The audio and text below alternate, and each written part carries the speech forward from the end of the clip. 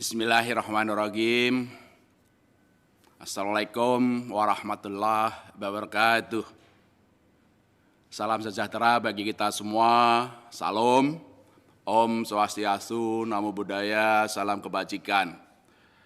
Rekan-rekan media yang saya cintai, masyarakat, ekonom, pelaku pasar yang mengikuti jalannya konferensi pers Bank Indonesia pada siang hari ini. Kembali kita bertemu pada siang hari ini untuk kami atas nama Dewan Gubernur Bank Indonesia menyampaikan hasil rapat Dewan Gubernur yang kami selenggarakan dalam 2 hari ini, yaitu pada tanggal 15 dan 16 Juli 2020. Saya akan menyampaikan pokok-pokoknya sebagai hasil pembahasan Dewan Gubernur dalam mencermati berbagai perkembangan terkini ekonomi baik global maupun domestik, termasuk juga sektor keuangan, pasar keuangan, dan tentu saja bagaimana Bank Indonesia terus melakukan dan mengoptimalkan seluruh bauran kebijakan Bank Indonesia, tidak hanya untuk menjaga stabilitas ekonomi, tapi juga mendorong pemulihan ekonomi lebih lanjut. Tentu saja dengan sinergi yang sangat kuat dengan pemerintah dan otoritas terkait dan masyarakat semuanya agar Indonesia dapat lebih tahan dan juga segera bisa pulih ekonominya dalam menghadapi dampak pandemi COVID-19. Saya akan menyampaikan pokok-pokok hasil pembahasan rapat Dewan Gubernur tanggal 15 dan 16 Juli. Saya mulai dari assessment dan perakiraan ekonomi global. Kontraksi perekonomian global berlanjut dan pemulihan ekonomi dunia diperkirakan lebih lama dari perakiraan sebelumnya. Penyebaran COVID-19 yang kembali meningkat di beberapa negara seperti Amerika Serikat, Brasil, dan India memengaruhi perkembangan ini. Selain itu, mobilitas pelaku ekonomi yang belum kembali normal sejalan dengan penerapan protokol kesehatan turut menahan aktivitas ekonomi. Perkembangan ini menyebabkan efektivitas berbagai stimulus kebijakan yang ditempuh dalam mendorong pemulihan ekonomi di banyak negara, baik negara maju maupun negara berkembang, termasuk di Tiongkok, menjadi lebih terbatas. Sejumlah indikator ekonomi global menunjukkan permintaan yang lebih lemah, ekspektasi pelaku ekonomi yang masih rendah, serta permintaan ekspor yang tertahan sampai dengan Juni 2020. Sejalan dengan permintaan global yang lebih lemah tersebut, volume perdagangan dan harga komoditas dunia juga lebih rendah dari perkiraan semula. Dan hal ini menurunkan pula tekanan inflasi global.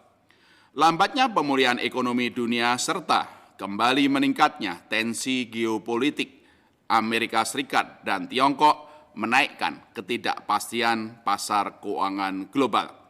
Perkembangan ini kemudian menahan berlanjutnya aliran modal masuk ke negara berkembang dan juga memberikan tekanan kepada nilai tukar di negara-negara berkembang termasuk Indonesia.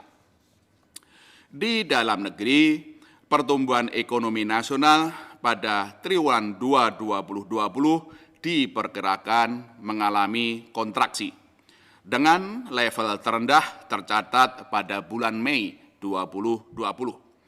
Perkembangan ini dipengaruhi oleh kontraksi ekonomi domestik khususnya pada April dan Mei 2020 sejalan dengan dampak kebijakan pembatasan sosial berskala besar atau PSBB untuk mencegah penyebaran pandemi COVID-19 yang kemudian mengurangi berbagai aktivitas ekonomi. Perkembangan terkini pada bulan Juni 2020 menunjukkan perekonomian mulai mengalami perbaikan seiring dengan relaksasi PSBB meskipun belum kembali kepada level sebelum pandemi COVID-19. Beberapa indikator dini permintaan domestik menunjukkan perkembangan positif ini seperti tercermin pada penjualan retail, Purchasing Manager Index, ekspektasi konsumen, dan berbagai indikator domestik lainnya yang mulai menunjukkan peningkatan. Kinerja ekspor Juni 2020 pada beberapa komoditas seperti besi dan baja juga mengalami perbaikan seiring dengan peningkatan permintaan dari Tiongkok untuk sejumlah proyek infrastruktur. Kedepan, akselerasi pemulihan ekonomi domestik diharapkan dapat semakin membaik dengan kecepatan penyerapan stimulus fiskal, kemajuan di dalam restrukturisasi kredit dan korporasi, pemanfaatan digitalisasi dalam kegiatan ekonomi, termasuk kegiatan UMKM, serta efektivitas implementasi protokol kesehatan COVID-19 di era kenormalan baru.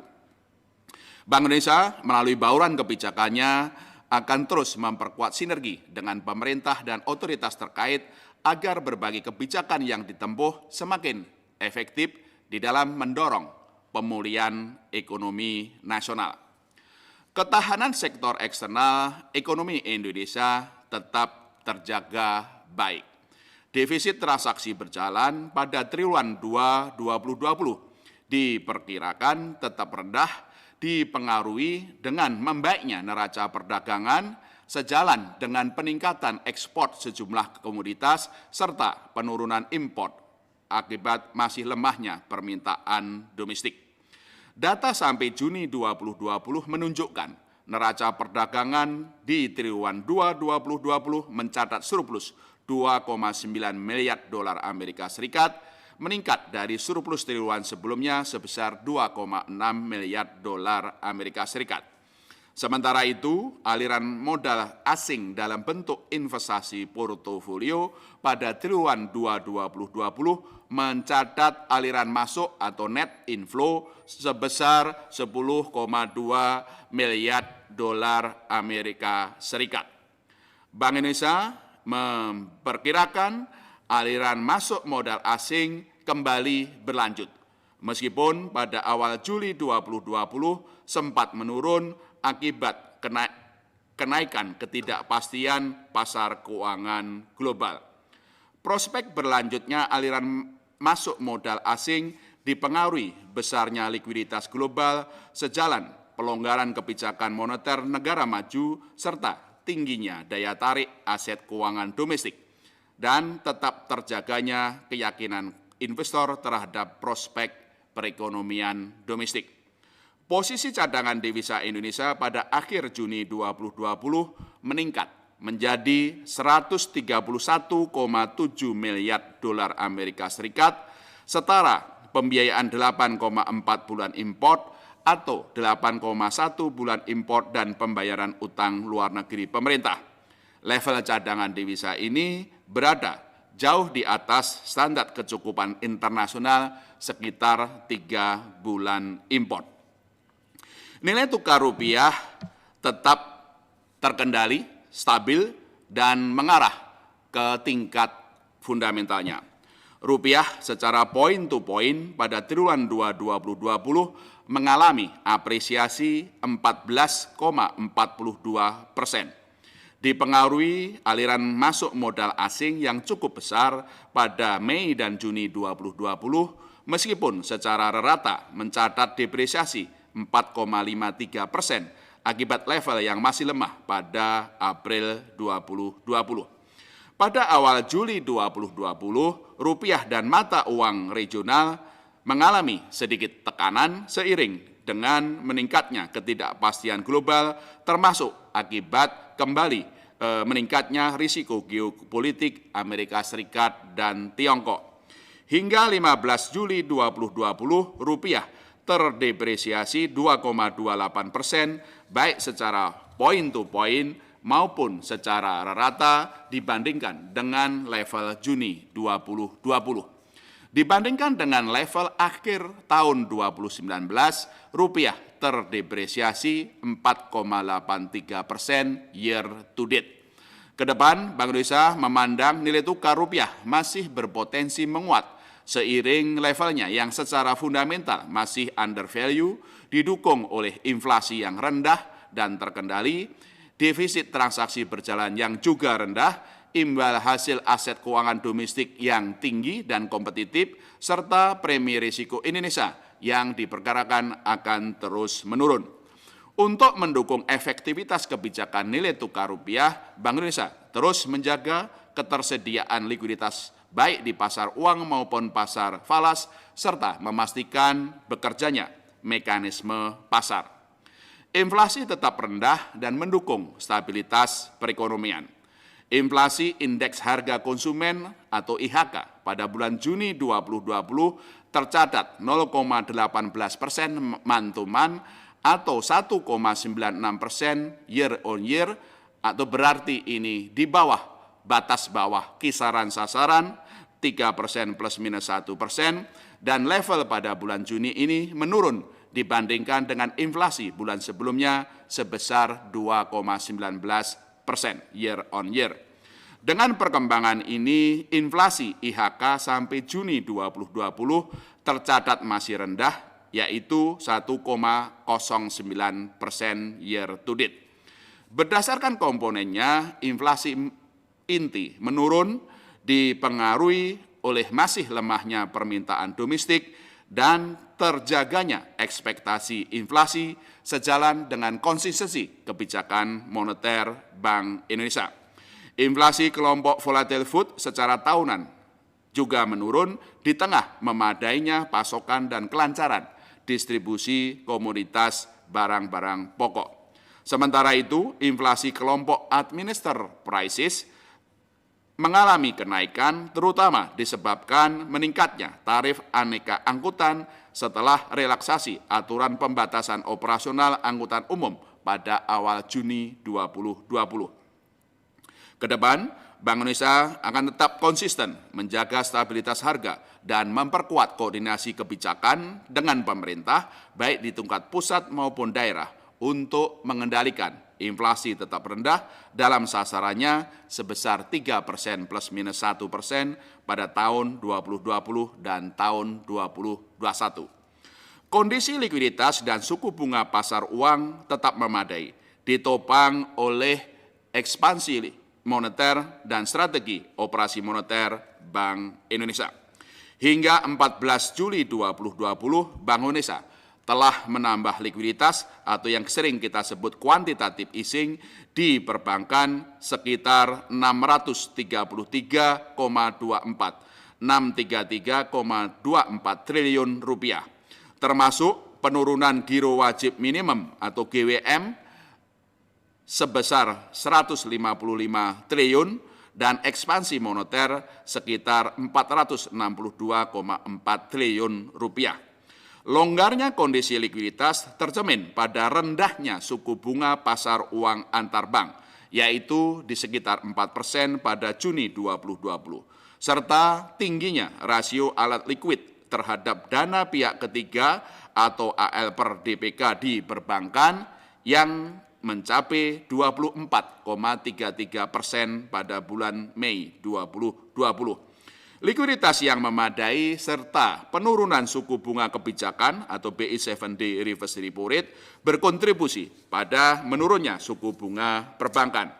Sejalan dengan penurunan suku bunga pasar uang antar bank, rata tertimbang suku bunga deposito dan kredit modal kerja pada Juni 2020 menurun dari 5,85% dan 9,60% pada Mei 2020 menjadi 5,74% dan 9,48%. Pertumbuhan besaran moneter dalam arti sempit atau M1 maupun dalam arti luas M2 pada bulan Mei 2020 juga meningkat, yaitu menjadi 9,7% year on year untuk M1 dan 10,4% year on year untuk M2.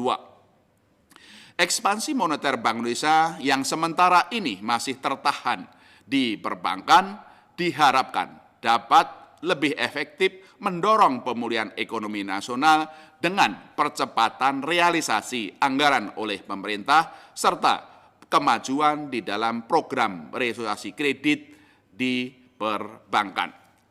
Sinergi ekspansi moneter Bank Indonesia diperkuat dengan akselerasi stimulus fiskal pemerintah dalam mendorong pemulihan ekonomi nasional.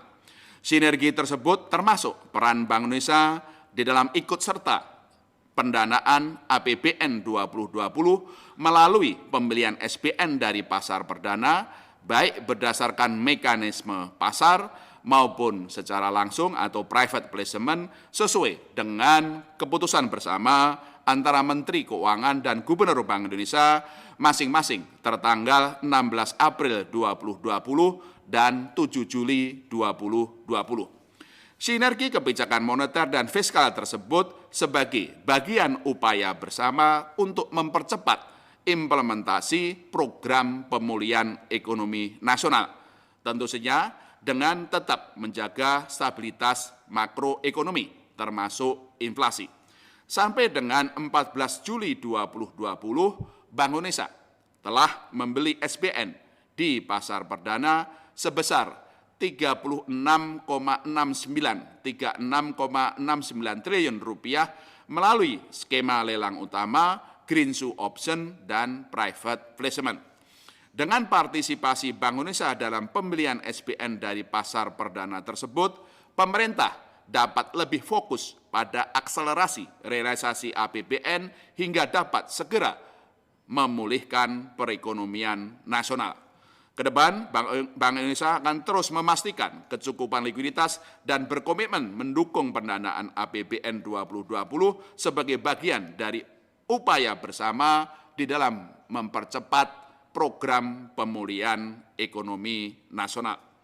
Stabilitas sistem keuangan tetap terjaga, meskipun risiko dari dampak meluasnya penyebaran COVID-19 terhadap stabilitas sistem keuangan terus dicermati.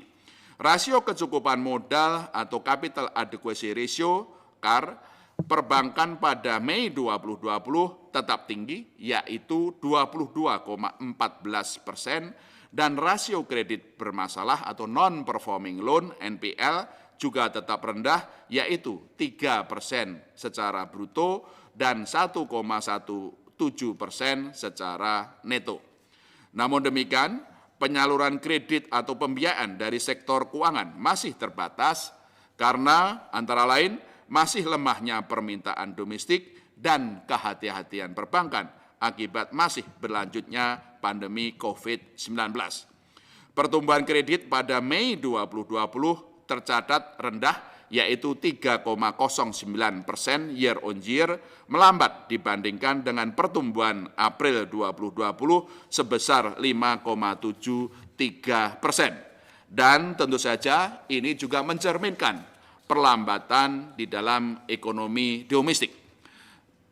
Perkembangan restrukturisasi kredit di masa pandemi COVID-19 yang diperkirakan sudah mencapai puncaknya pada April 2020 dan pelaksanaan program penjaminan pemerintah untuk kredit UMKM dalam rangka pemulihan ekonomi nasional diharapkan dapat meningkatkan penyaluran kredit dan pembiayaan dari sektor keuangan dan karenanya dapat mendorong pemulihan kinerja intermediasi di sektor keuangan. Sementara itu, pertumbuhan dana pihak ketiga tercatat lebih tinggi dibandingkan pertumbuhan kredit, yaitu sebesar 8,89% year on year.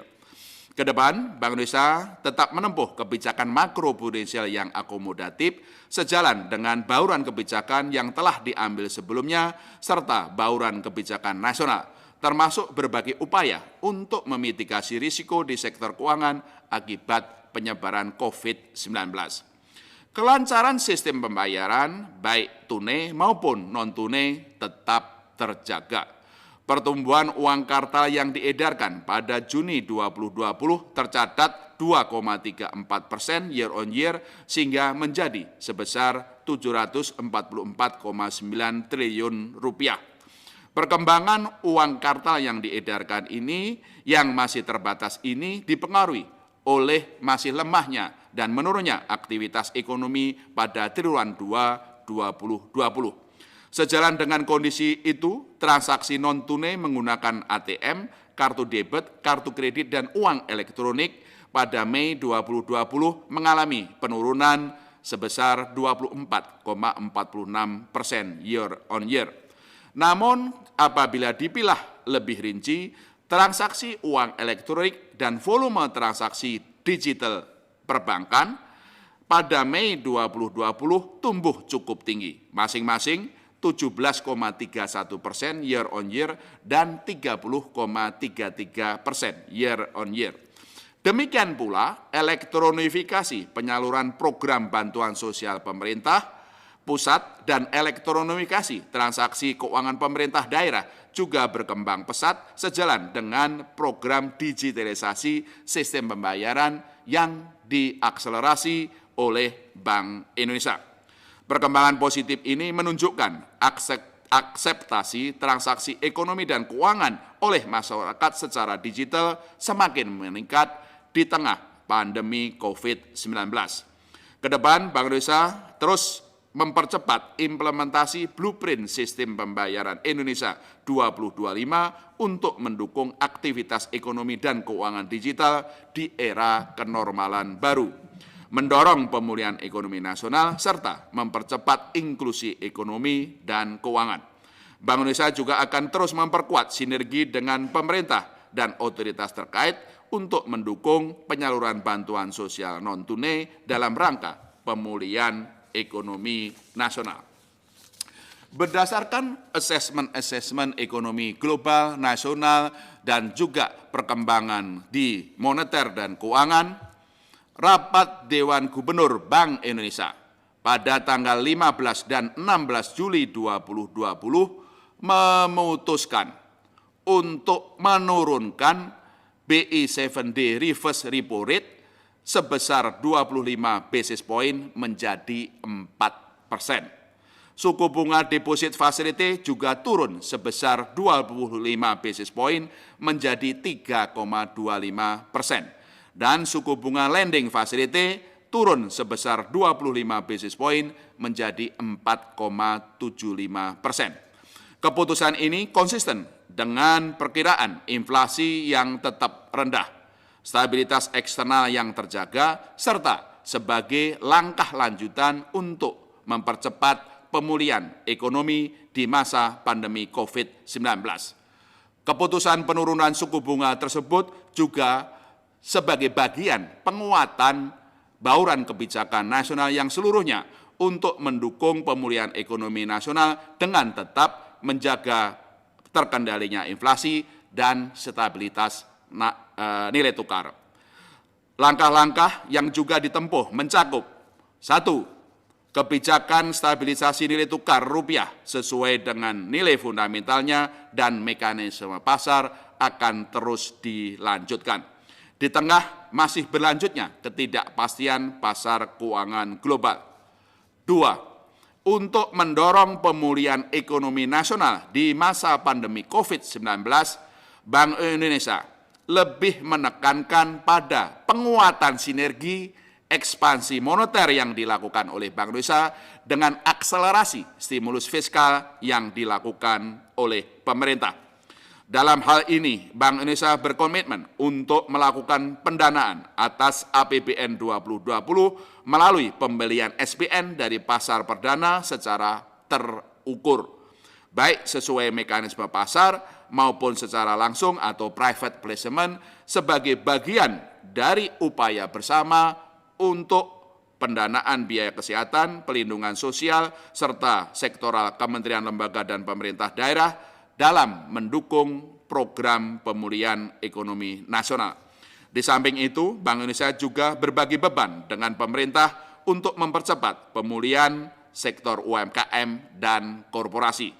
Ketiga, Bank Indonesia juga terus memperkuat koordinasi langkah-langkah kebijakan dengan pemerintah dan KSSK untuk menjaga stabilitas makroekonomi dan sistem keuangan, termasuk penyediaan pendanaan bagi lembaga penjamin simpanan atau LPS melalui mekanisme repo dan atau pembelian SBN yang dimiliki LPS sesuai dengan peraturan pemerintah nomor 33 tahun 2020. Keempat, Bank Indonesia juga terus mempercepat digitalisasi sistem pembayaran untuk percepatan implementasi ekonomi dan keuangan digital sebagai bagian dari upaya pemulihan ekonomi nasional melalui kolaborasi antara bank dan fintech untuk melebarkan akses UMKM dan masyarakat kepada layanan ekonomi dan keuangan. Demikian kawan-kawan media dan semua pihak yang mengikuti jalannya telekonferensi ini, siaran pers dari hasil rapat Dewan Gubernur Bank Indonesia yang berjudul BI 7-day reverse repo rate turun 25 basis point menjadi 4%, bersinergi mendorong pemulihan ekonomi nasional. Dengan selesainya pembacaan siaran pers ini, tentu saja kita terbuka untuk sejumlah pertanyaan yang diajukan oleh kawan-kawan media. Ada pertanyaan? Nah, oke. Dari Agatha Katadata. Menkeu memproyeksikan pertumbuhan ekonomi kuartal 2 akan jatuh lebih dalam lagi, yaitu minus 4,3%. Bagaimana menurut Bank Indonesia? Nah, tentu saja dengan tadi saya sampaikan, dari hasil asesmen kami atas berbagai indikator-indikator terkini menunjukkan memang penurunan kegiatan ekonomi di Indonesia itu terjadi kontraksi pada bulan, khususnya pada bulan April dan Mei 2020. Dan ini menunjukkan memang kontraksi yang dalam itu terjadi pada triwulan 2 tahun 2020. Perkiraan-perkiraan kami dengan berbagai data-data yang ada memang menunjukkan kontraksi ekonomi Indonesia memang berkisar sekitar 4%. Yang dapat kami tambahkan di sini memang setelah pada bulan Juni terdapat beberapa indikator yang menunjukkan mulainya geliat ekonomi itu naik. Seperti tadi kami sampaikan, sejumlah indikator positif seperti penjualan retail, purchasing manager index, ekspektasi konsumen, maupun berbagai indikator domestik lain. Dan karena tadi kami melihat kemungkinan ekonomi akan membaik pada triwulan 3 dengan tentu saja kecepatan penyerapan stimulus fiskal oleh pemerintah, kemajuan restrukturisasi kredit dan korporasi di sektor perbankan, pemanfaatan digitalisasi dalam kegiatan ekonomi termasuk kegiatan UMKM, tentu saja dengan dalam era kenormalan baru. Itu barangkali jawaban saya terhadap Agatha Katadata. Ada juga pertanyaan dari Agatha, data ekspor yang membaik, ekspor import yang membaik, berarti current account deficit akan lebih mengecil dari 1,5% PDB atau masih tetap 1,5% dari perkiraan Bank Indonesia. Dalam kami perkirakan memang di triwulan 2 dengan surplus neraca perdagangan yang juga membaik Dan tentu saja untuk keseluruhan tahun 2020 memang neraca pembayaran kita akan membaik, lebih baik. Dengan defisit transaksi berjalan yang lebih rendah dan surplus dari neraca modal yang tentu saja akan lebih besar. Dalam beberapa indikator-indikator yang dapat kami lihat sejauh ini menunjukkan memang perbaikan-perbaikan dari neraca pembayaran tadi. Secara keseluruhan kalau kami lihat beberapa indikator yang kami sampaikan, defisit transaksi berjalan pada kuartal 2 akan lebih rendah dari 1,5% PDB. Di triwulan 2 akan lebih rendah dari 1,5% PDB. Untuk keseluruhan tahun 2020, kami perkirakan defisit transaksi berjalan juga akan sekitar 1,5% PDB. Saya kira itu jawaban saya dari Agatha. Ada pertanyaan lagi? Selanjutnya, Fajar, Warta Ekonomi, Singapura telah mengalami resesi, apa tanggapan dan bagaimana dampaknya ke Indonesia? Andaikan Indonesia juga mengalami resesi, apa upaya BI mempercepat recovery? Saya kira ini pertanyaannya sama dengan tadi yang disampaikan oleh Agatha, bahwa terjadinya kontraksi di triwulan 2 2020 memang pada triwulan 2 itu memang puncak dari dampak pandemi COVID-19.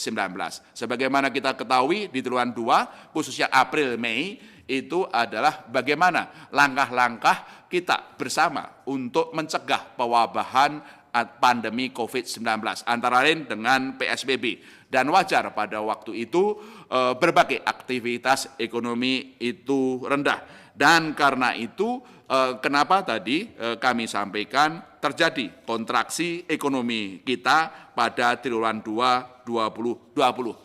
Sebagaimana tadi saya sampaikan, sejumlah indikator menunjukkan, indikator dini menunjukkan mulai bulan Juni ini sejumlah indikator itu mengalami perbaikan. Tadi saya sampaikan penjualan retail, Purchasing Manager Index, ekspektasi konsumen, dan berbagai indikator domestik lain. Nah, langkah apa yang diperlukan? Tadi saya sampaikan, inilah pentingnya dan kenapa kita lakukan sinergi yang lebih kuat antara Bank Indonesia, pemerintah, otoritas terkait, dan tentu saja dengan dunia usaha. Langkah-langkah apa itu yang dilakukan? Pertama, tentu saja bagaimana kita sesuai instruksi Presiden mulai membuka sektor-sektor ekonomi yang produktif dan aman.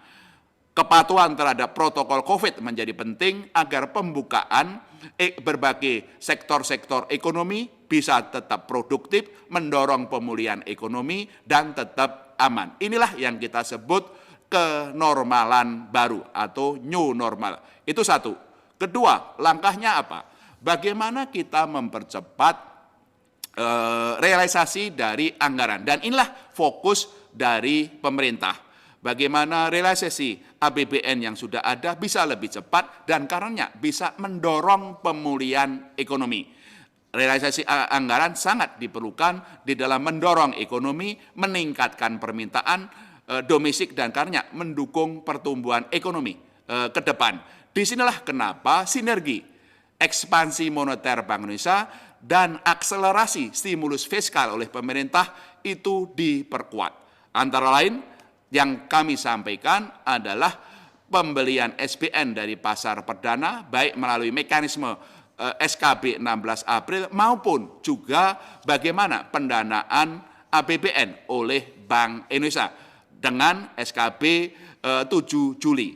Di dalam SKB 7 Juli itu kita sudah sampaikan kepada masyarakat bersama pemerintah, Bu Menteri Keuangan untuk pendanaan public good 397 triliun itu pendanaannya dari Bank Indonesia dan bebannya juga oleh Bank Indonesia. Dengan di samping itu juga pemerintah dan Bank Indonesia berbagi beban untuk mendanai untuk mendorong UMKM dan korporasi. Dananya memang dari penerbitan SBN dari pasar, tapi Bank Indonesia menanggung biaya sebagiannya, yaitu adalah pemerintah bebannya reverse repo dikurangi 1%, Bank Indonesia itu sisanya.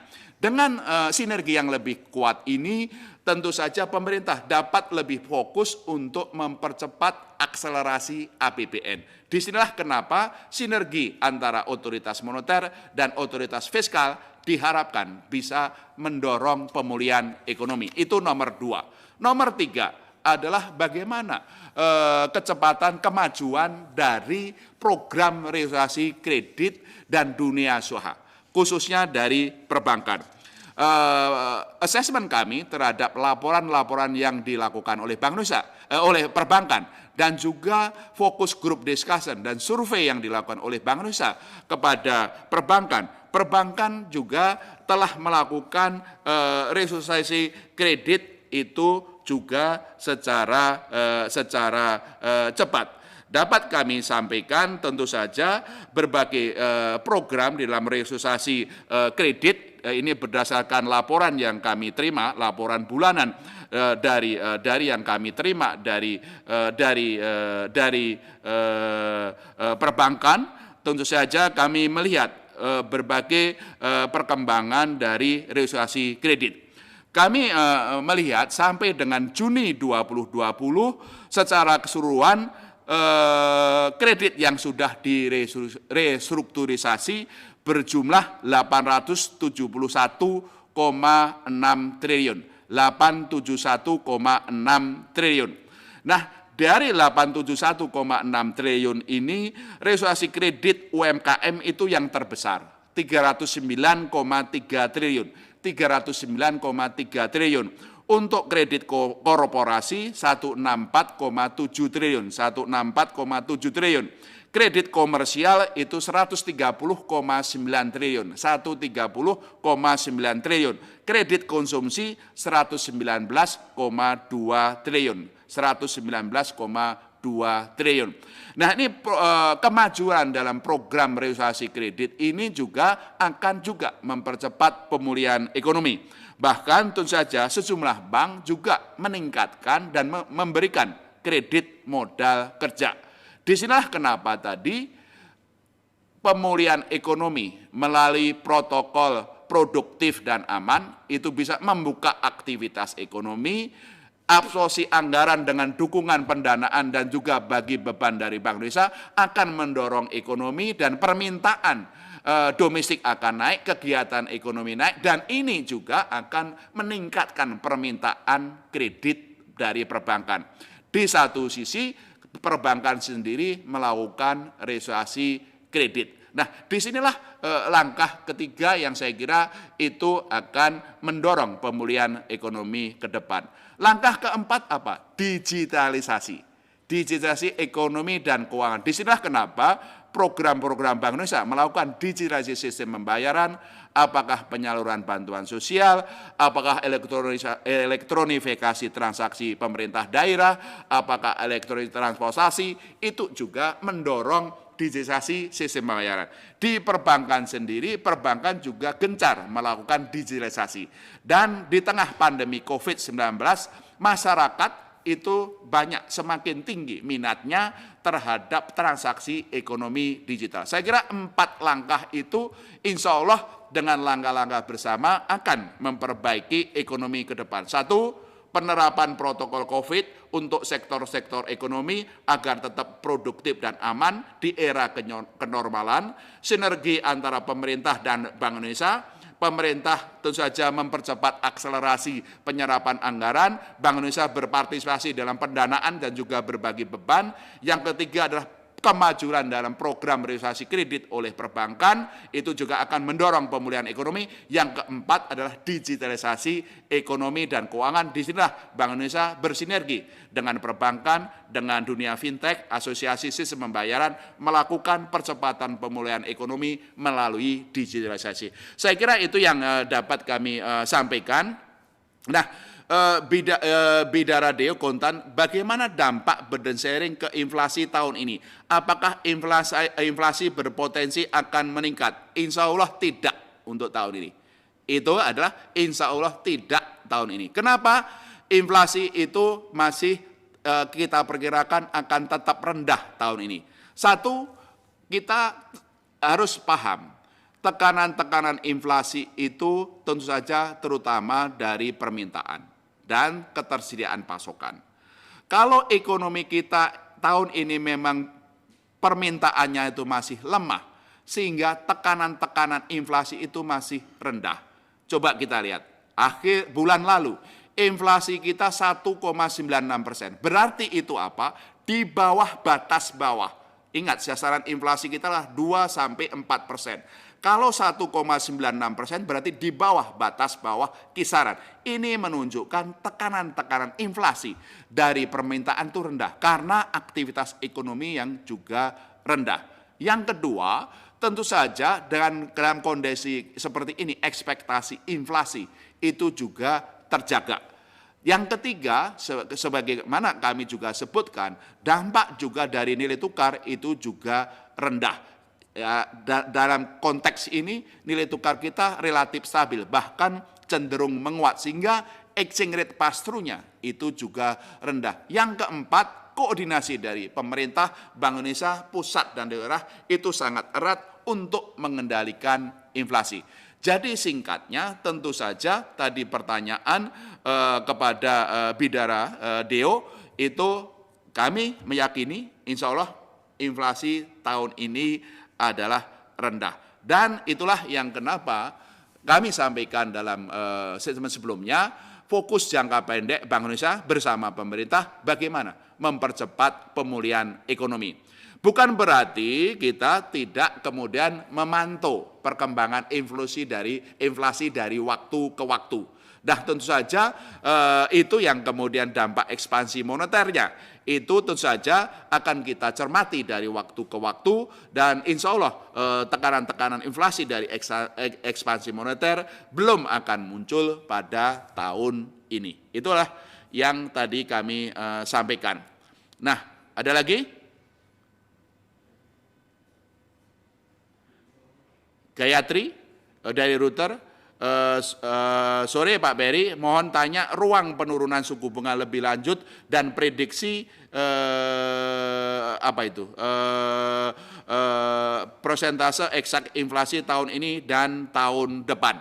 Nah, untuk ruang penurunan suku bunga tentu saja akan sangat ditentukan sejumlah indikator. Satu, bagaimana kita melihat inflasi dari bulan ke bulan. Seperti tadi kami sampaikan, inflasi bulan lalu di bawah batas bawah.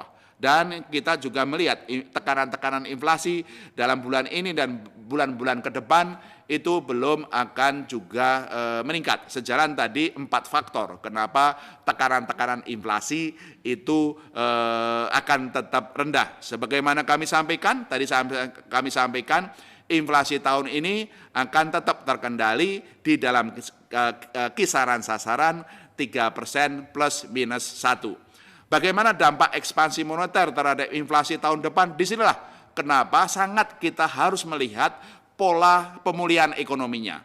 Bagaimana peningkatan permintaan domestik. Kalau tahun ini permintaan domestik masih rendah, tentu saja tekanan inflasinya masih rendah. Kalau tentu saja kita lihat akan tahun depan, permintaannya akan terus meningkat atau tidak. Sudah pulih sebelum COVID atau belum.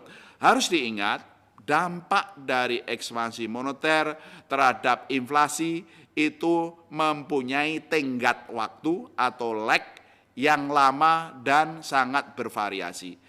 Apalagi kalau dalam kondisi-kondisi ekonomi yang mengalami pelemahan akibat COVID-19 ini. Dalam istilah teknisnya terjadi structural breakdown di dalam kegiatan ekonomi kita. Itu saja hal-hal itu, tapi yakinkan bahwa Bank Indonesia akan terus mencermati itu.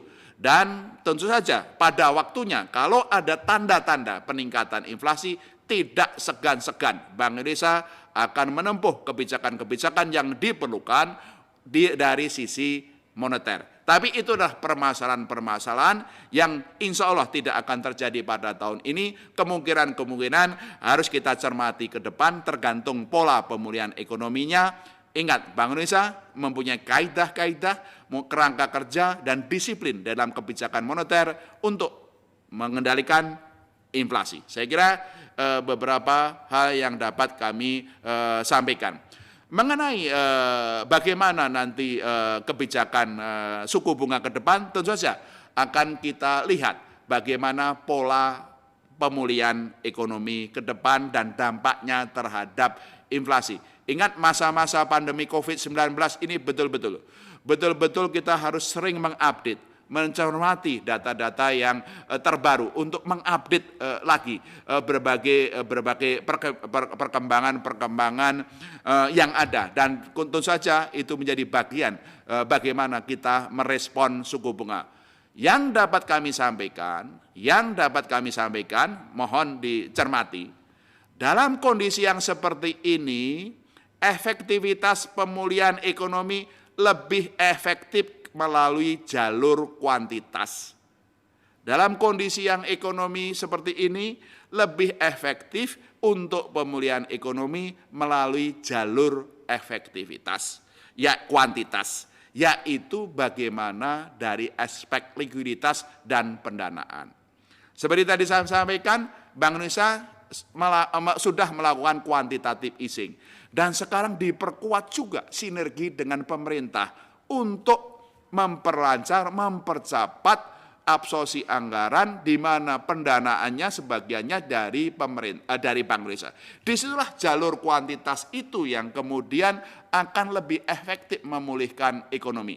Jalur kuantitas melalui burden sharing atau pendanaan dan berbagi beban dengan pemerintah akan lebih efektif mendorong ekonomi melalui cepatnya penyerapan anggaran, meningkatkan permintaan kegiatan ekonomi.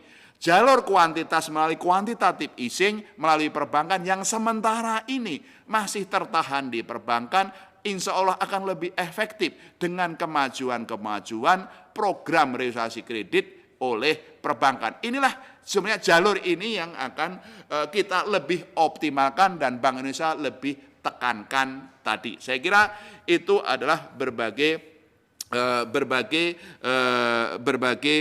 hal yang dapat kami sampaikan.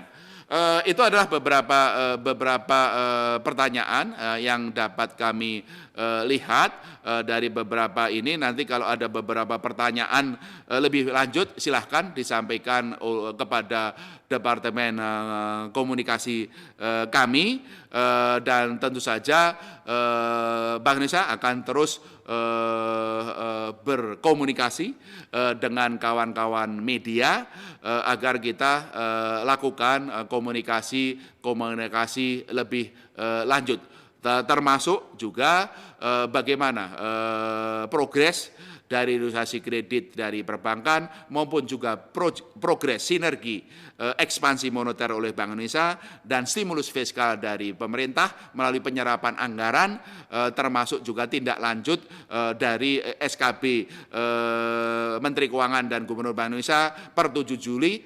Progresnya tentu saja pada waktunya kami akan sampaikan. Demikian yang dapat kami sampaikan. Sampai jumpa di kesempatan yang lain. Ingat, tetap patuhi protokol COVID. Tetap patuhi protokol COVID yang digariskan oleh Satgas Nasional maupun juga oleh Pemda. Semoga kita semua segera terhindar dan terlindungi dari pandemi COVID-19, dan mari kita bergandeng tangan, bersinergi, bergotong royong mengatasi dampak dari pandemi COVID ini terhadap kegiatan ekonomi dan juga sektor keuangan, dan terus kita berdoa kepada Allah Subhanahu wa taala, Tuhan yang Maha Kuasa. Dengan ikhtiar yang maksimal, dengan doa yang lebih khusyuk, insya Allah pemulihan ekonomi Indonesia dan kemajuan bangsa Indonesia insya Allah tentu saja akan kita capai ke depan. Sekian, terima kasih. Wassalamualaikum warahmatullahi wabarakatuh.